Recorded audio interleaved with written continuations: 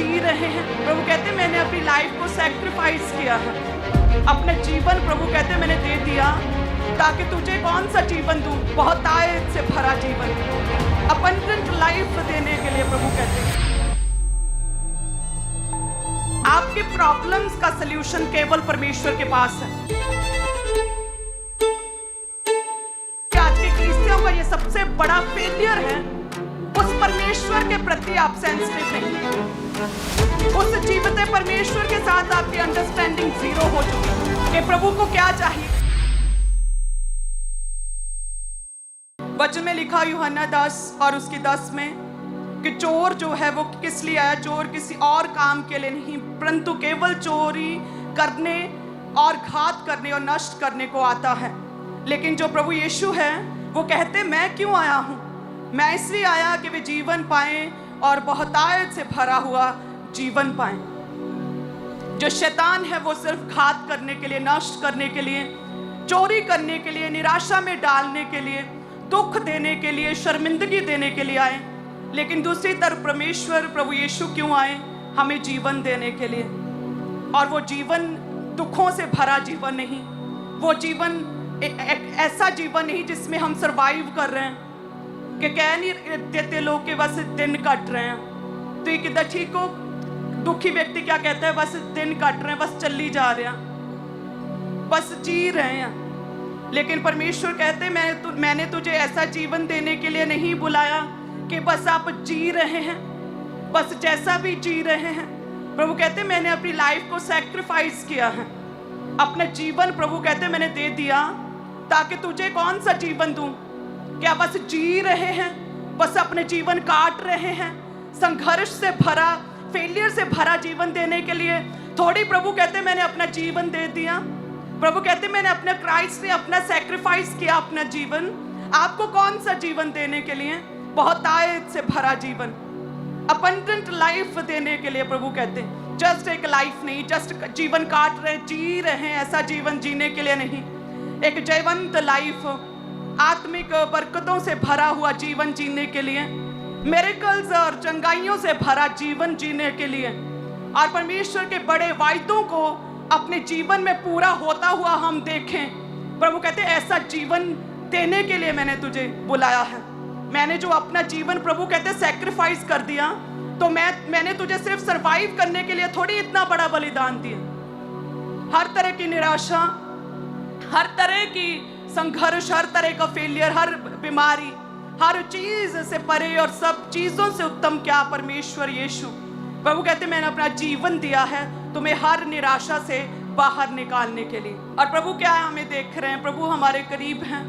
और जब हम परमेश्वर के करीब आते, उसके निकट आते, परमेश्वर वो अबंडेंट लाइफ, वो बहुतायत से भरा जीवन जिसमें हम सरवाइव नहीं करते, कमी और घटी और शर्मिंदगी में नहीं रहते, जिसमें आत्मिक बरकतें और शारीरिक बरकतें और सब तरह की चंगाई जुड़ी हैं, वो जीवन परमेश्वर हमें देते हैं। जिस रीति से हमारे रिश्तों में हमें एक म्यूचुअल अंडरस्टैंडिंग चाहिए, मैरिड लाइफ में हस्बैंड वाइफ में दोनों में एक अंडरस्टैंडिंग होनी चाहिए, एक दूसरे को बिना कहे समझ लेना, एक दूसरे का ख्याल रखना, एक दूसरे के लिए आप काम करते, एक दूसरे की खुशी का ध्यान रखते हैं। जिस तरह से बच्चे के अपने बच्चों के बिना बताए आप समझ लेते हैं कि फेस मुरझाया क्यों लग रहा है, आंखें लाल क्यों लग रही, टेम्परेचर तो नहीं चेक करते, डाइट चेंज करते, सेम उसी तरह से हमारे स्वर्ग के पिता, हमारे क्राइस्ट प्रभु यीशु के साथ हमारा रिश्ता, उसमें एक अंडरस्टैंडिंग हमारी परमेश्वर के साथ होनी चाहिए। आप अपने शारीरिक रिश्तों, अपने परिवार के रिश्तों के प्रति इतने अवेयर हैं, आप अंडरस्टैंडिंग का ध्यान रखते, बिना कहे एक दूसरे की बात समझना चाहते हैं। लेकिन जो परमेश्वर प्रभु यीशु जिसने आपको हर तरह की विपत्ति से, हर तरह के सर्वाइविंग मोड से बाहर निकाल कर जयवंत जीवन देना है, उसी के प्रति, उस जीवित परमेश्वर के प्रति आज के कलीसियाओं का ये सबसे बड़ा फेलियर है।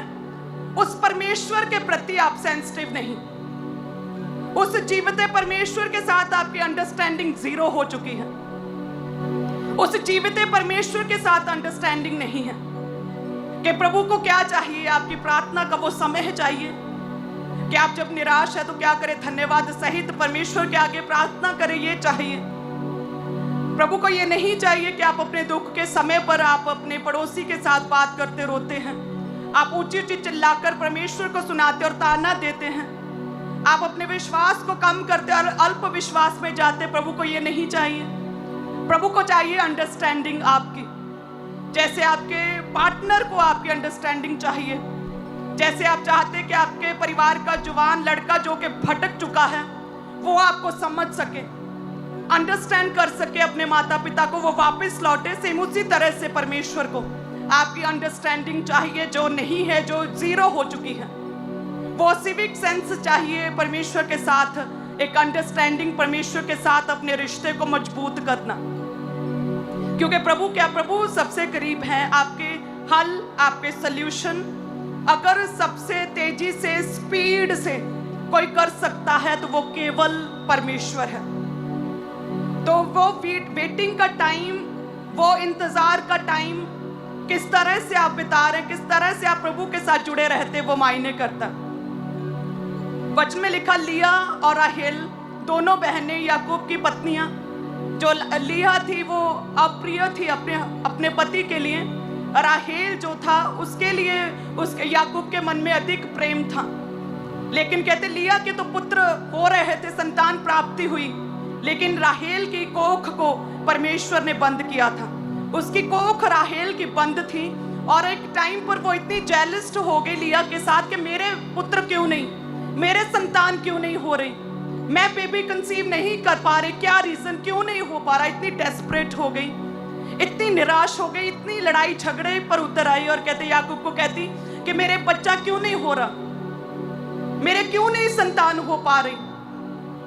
वो याकूब क्या कहता उस समय, कहता कि क्या मैं कोई परमेश्वर हूं, क्या मैं परमेश्वर हूं, मैं एक आम जन हूं। तेरी कोख परमेश्वर ने बंद की है और केवल परमेश्वर ही खोल सकता है। जब वो डेस्परेट होकर लड़ाई करने लगी अपने पति से कि मेरे संतान क्यों नहीं हो रही, वो कहता क्या मैं परमेश्वर हूं जो तेरी कोख को खोल दूं। इट मीन्स के बड़े से बड़े माइटी मैन ऑफ गॉड याकूब, जिसके साथ प्रभु ने दर्शनों में बातें की, वो भी कहता है कि मैं तेरे दुख को, तेरी पीड़ा को दूर नहीं कर सकता, भले तुम पूरी दुनिया में मेरे लिए सबसे अधिक प्रिय है। अपनी पत्नी को कहता आपके प्रॉब्लम्स का सल्यूशन केवल परमेश्वर के पास है। आपके लव वंस, आपके करीबी लोग, आपके बच्चे, आपका पति, आपका जवान लड़का, आपकी बेटी, जिससे आप पूरी दुनिया में से अधिक प्रेम करते हैं, उसकी प्रॉब्लम और उसकी बीमारी और उसकी निराशा और केवल परमेश्वर दूर कर सकते हैं। याकूब कहता क्या मैं परमेश्वर हूं। प्रभु के आगे प्रार्थना कर, प्रभु के आगे विनती कर, धन्यवाद सहित विनती कर, परमेश्वर के आगे दंडवत हो, प्रभु के साथ समय बिता, परमेश्वर तेरे गर्व को खोलेगा।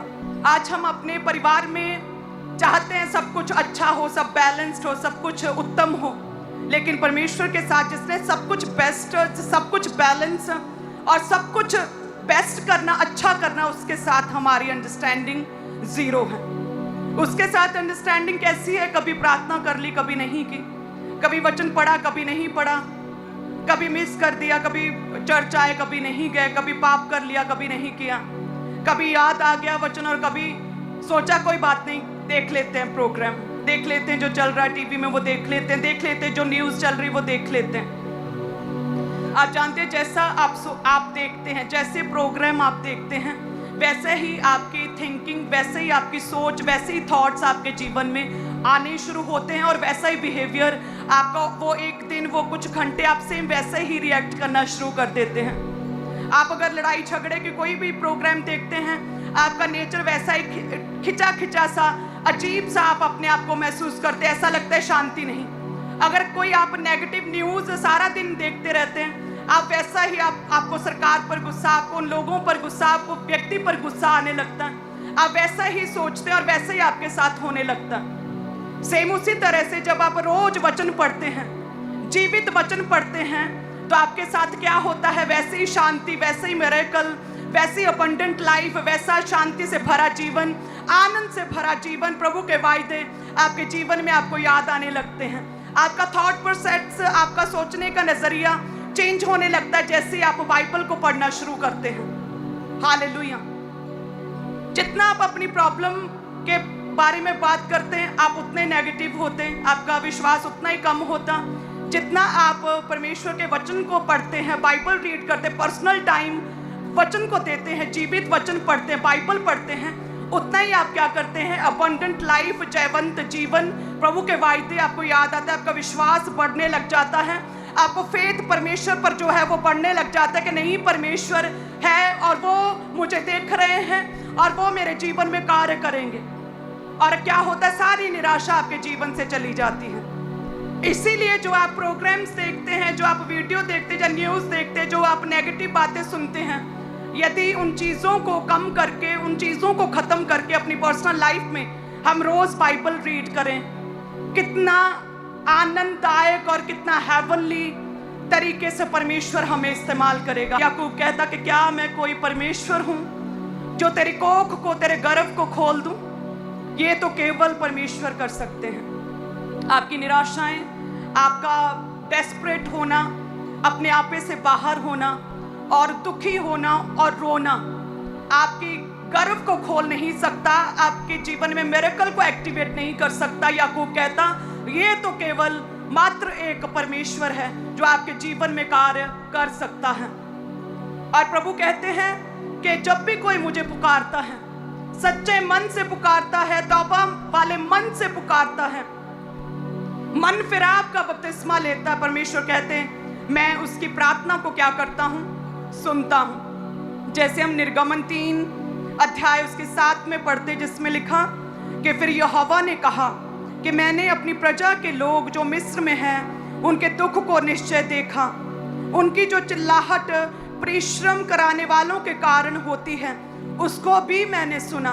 प्रभु कहते हैं अपने इजरायली लोगों की जिन्होंने मेरी दुहाई दी है, उनकी प्रार्थना को, उनकी चिल्लाहट को प्रभु कहते हैं मैंने क्या सुना है, और उनके दुख को, उनकी दयनीय अवस्था को मैंने क्या किया, मैंने देखा है। उसको भी मैंने सुना, उनकी पीड़ा पर मैंने चित्त लगाया है। मूसा अब जा, जल्दी कर, उनकी मदद और सहायता कर। मैंने अपने लोगों की चिल्लाहट को क्या किया, सुना है।